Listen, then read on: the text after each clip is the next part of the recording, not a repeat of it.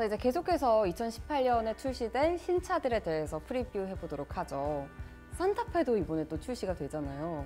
이 차가 누적 판매량이 100만 대를 달성했어요. 이 정도면 뭐 국민차 아닌가요?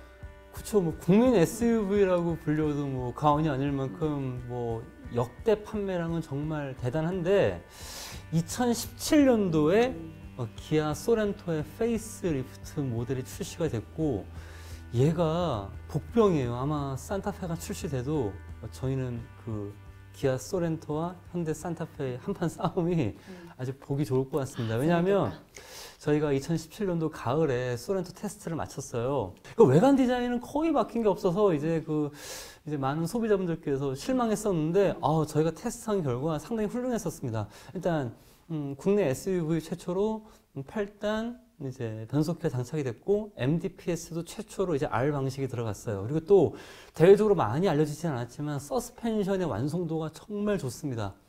따라서 산타페도 그 장점들은 그대로 가지고 들어오고 분명히 좀 더 신차다 보니까 더 상품성이 개선되리라고 생각이 듭니다. 하여간 두 차량의 싸움 정말 재밌을 것 같아요. 쌍국은 항상 재밌다고요. 네, 네, 그리고 또 얼마 전에 독일 뉴르부르크링 서킷에서 이 차가 스파이샷이 노출이 되었잖아요. 네. 물론 스파이샷이긴 하지만 외관적으로 어떤 변화가 있었나요?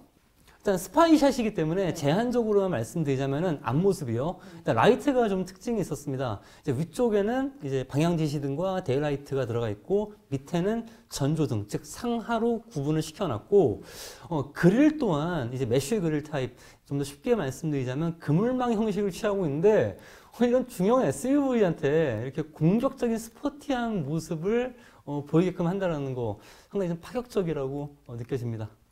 저는 그리고 또 궁금한 게 이 가장 세계에서 가장 가혹한 뉴르부르킹 서킷에서 왜 SUV를 굳이 테스트를 했나 이런 생각도 들거든요. 그건 사실 뭐 송소희 아나운서님뿐만 아니라 일반인 많은 분들께서 의아해하세요. 아니 그 뭐 가령 뭐 이렇게 일반 패밀리 세단 혹은 SUV 혹은 상용차 가끔씩 아니 이런 거 갖다가 서킷에서 왜 테스트하냐 그럴 건데 그렇게 서킷 테스트를 하는 제조사나 매체가 있으면 여러분들이 이렇게 박수를 쳐주셔야 돼요. 왜냐하면은 이 차가 서킷에서 타야 될 차니까 그걸 테스트하기 위함이 아니라 서킷은 이제 수만 가지 환경이 시시각각 바뀌고 참 가혹한 그 코너들이 많지 않습니까? 네. 거기서 테스트해서 얼마나 얘가 버텨주느냐 그러니까 내구성도 있겠고 기본기 같은 걸 거기서 제조사가 연마하는 거예요. 매체들은 거기서 테스트를 하는 것이고 따라서 다시 말씀드리지만 서킷에서 제조사가 테스트하건 매체가 테스트하건 여러분들이 이건 정말 열심히 이렇게 지금 테스트하는 거구나 인정해 주셔야 되겠고 또 하나가 더 있죠. 그래서 특히 뉴르부르크링 같은 서킷에서 이렇게 테스트하는 건 제조사 입장에서는 간접 마케팅도 있어요. 우리 이만큼 노력하고 있으니까 우리 좀 이제 그만 싫어하고 열심히 하고 있구나 이렇게 좀 인정 좀 해주세요. 이런 걸 이제 보여주기 위함도 있겠죠. 네. 우리 이만큼 버틸 수 있어. 우리 이렇게 튼튼해 이런 거고요. 네, 그렇죠, 그렇죠. 역시 저는 참 수가 얕아요. 순진하신 척하고 있어. 네? 참. 또 그 외에 또 우리 신형 산타페한테 눈여겨볼 만한 게 있을까요?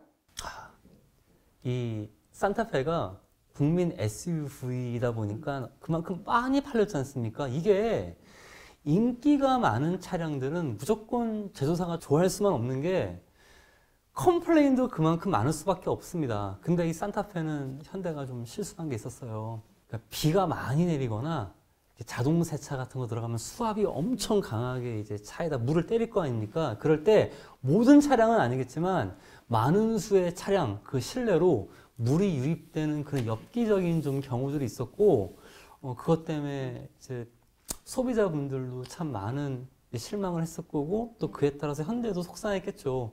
근데 이제 국민 SUV라는 이 영광스러운 칭호를 얻으려면요. 현대가 이번에 출시하기 전에 정말 기본기, 성능적인 기본기 참 많이 좋아지고 있어요. 네. 근데 더 대중들이 원하는 실내에서 어떤 편안함. 아니 차 주행하는데 물 떨어져 봐. 이게 웬일입니까? 이런 거 좀 더 마지막까지 좀 확실하게 연구하고 준비해서 내놓기를 당부드리겠습니다. 네, 확실히 해결하고 이제 출시되길 기대해 보겠습니다. 자, 이제 뜨거운 감자가 될 수 있는 차량 하나를 또 소개해 드려야겠네요. 맨날 뜨거워. 이건 진짜 뜨거울걸요? 뭐요? 폭스바겐의 아테온이요. 아, 걔는 사실 그 차량보다 폭스바겐이 뜨겁죠? 그러니까요. 사실 이 음. 디젤게이트 사건 이후에 절치부심하지 않을 수 없었을 거예요.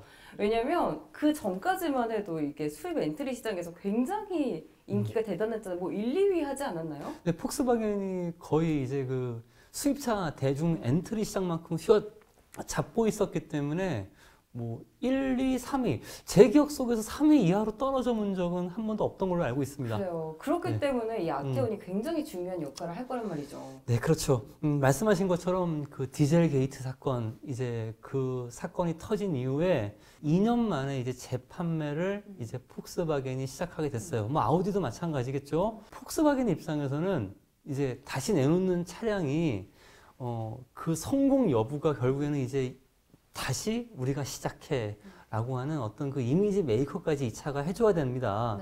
네. 근데 제가 하나 좀 재미난 걸 봤어요. 이 차에 이제 그 한국에 출시될 그 아테온의 스펙이 공개가 됐거든요. 이 아테온은 이전에 폭스바겐의 포도 쿠페였던 CC의 후속 모델이에요. 그러면 후속 모델인 것만큼 스펙상 좀 더 많이 업그레이드 되어서 나와야 될 거 아닙니까? 네. 출력 차이가 거의 없어요. 그리고 또 디젤 게이트 사건, 그러니까 디젤 엔진의 그 배기가스에 대해서 이제 그 조작을 한 거였지 않습니까? 네. 그러면 2년 만에 다시 내놓으니까 저는 가솔린 모델을 내놓아서 그걸로 밀어붙일 줄 알았는데 디젤 엔진이 장착된 TDI 버전만 지금 내놓은 거예요. 정면 돌파를 하겠다는 거죠. 아니면 무덱 보거나. 예, 그래서 그러니까 제대로 상품성만 확실하다고 한다면은 확실하게 이제 또 어떤 그 이미지 메이커 역할을 할 수 있지 않을까 싶기도 합니다. 네, 폭스바겐이 마음고생 좀 심했을 텐데 네. 기대해 보도록 하죠. 네. 자, 다음은 쉐보레 차량에 대해서 우리가 이야기를 해봐야 될 것 같아요. 2017년에 굉장히 문제가 많았어요. 뭐 대표이사도 바뀌고 노사 간의 문제도 많았고 또 계속 반복되는 철수설도 있었고 아 정말 내용이 정말 많았죠. 아, 이 바람 잘 날 없는 이 GM의 비밀 병기라고 할 수 있었던 그 크루즈 차량이 2017년도에 이 말 해도 돼요. 폭망했어요. 근데 그 폭망한 이유가 네. 제가 지금 이렇게 약간 화나서 얘기했지 않습니까? 네, 네. 아니 차가 성능이 나빠서 안 팔렸으면 네. 그럴 만도 해. 차를 그렇게 만들었으니까. 근데 그게 아니라 크루즈가 정말 완성도가 좋았어요. 근데 저희 리뷰를 보셔도 알 거지만 제가 성능에 대해서 극찬해 놓습니다. 근데 이게 1천만 원대의 그 준중형 차량을 내놨는데 경쟁 모델들 대비 최대 300만 원이 더 비싸면 이거 성능이 아무리 좋아서 저 같아도 안 사요.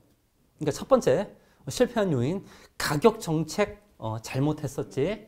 그리고 두 번째 한국 분들이 이 편의 사양에 대해서 상당히 좀 예민하시지 않습니까? 그 옵션 사양 정책에 대해서 솔직히 말해서 실패했어요. 그러니까 도무지 팔릴 수 없게끔 이렇게 구성을 했던 겁니다.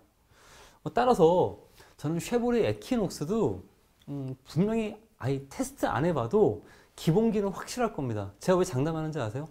쉐보레는 전 차종에 걸쳐서 그게 스파크가 됐건 아베오가 됐건 그리고 이제는 이제 한국에 판매 안 하고 있는 그 알페온 같은 차량도 저 서킷 테스트 하지 않습니까? 네. 아니 순정 브레이크 그 자체만으로도 한여름에 끝없이 버텨내요. 따라서 저는 에퀴녹스도 분명히 그 어떤 기본기는 뛰어날 것 같습니다. 자, 하지만 여기는 한국 시장이에요. 한국 소비자분들에게 어필할 수 있게끔 좀 이성적인 가격 정책 그리고 좀 다양한 선택을 할 수 있게끔 합리적인 그 옵션 사양 정책을 잘 좀 취해서 나왔으면 합니다.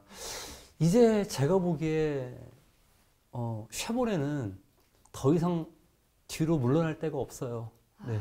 네. 아, 사실 뭐 네. 쉐보레는 모든 차량을 불문하고 네. 기본기가 굉장히 뛰어나잖아요. 아, 정말 뛰어나죠. 네. 그런데 이게 판매량이 저조한 게 참 네. 아쉬워요. 네. 이게 아니 차가 엉망이면 뭐 이렇게 속상해할 것도 없습니다. 아쉬워. 뭐라고 이렇게 지금 저희가 이렇게 혼낼 필요도 없어요. 아니 잘 만들어 놓고 왜 그렇게 정책을 결국 정책의 문제죠.